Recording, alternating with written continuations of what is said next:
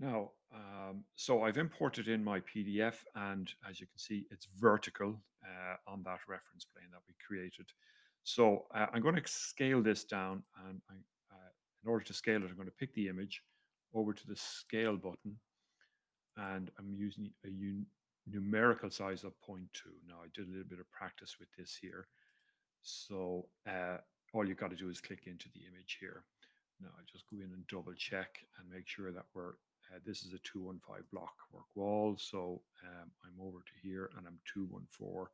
Okay, 215. I'm as close as I can get that, I think, at this point here.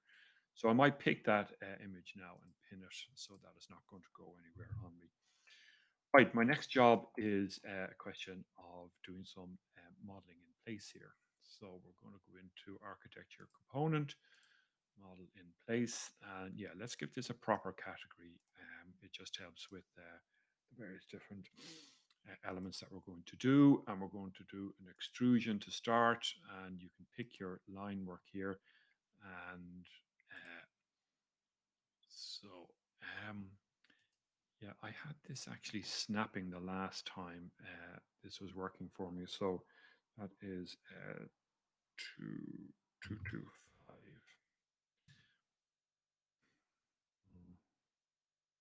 Okay,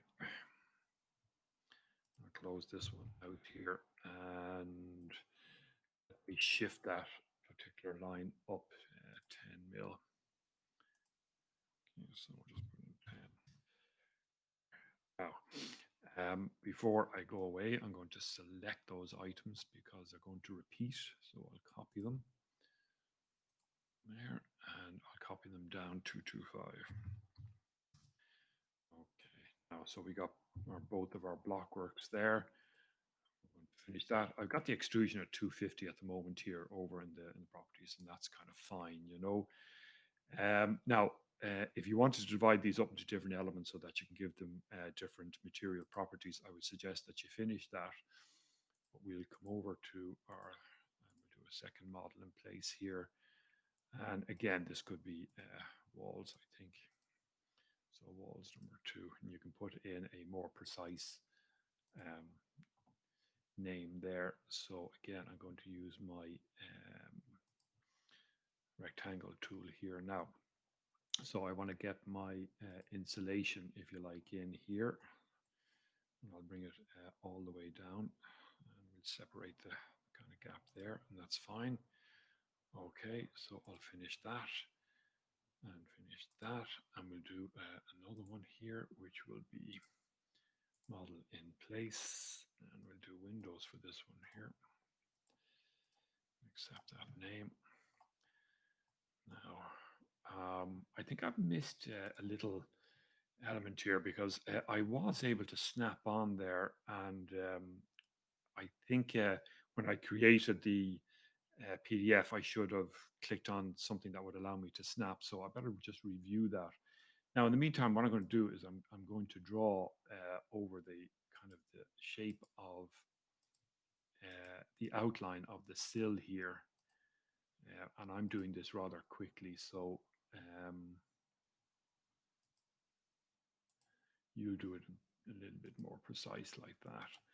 There's that one. And I'm going to use my offset tool here of 2 mil, maybe something like that. Yeah. And I'll just run around and do my offsets here.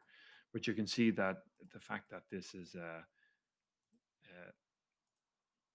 I can copy these now is just fantastic. It makes the whole thing go such a lot quicker. So you do a little tidy up here on these ones here, and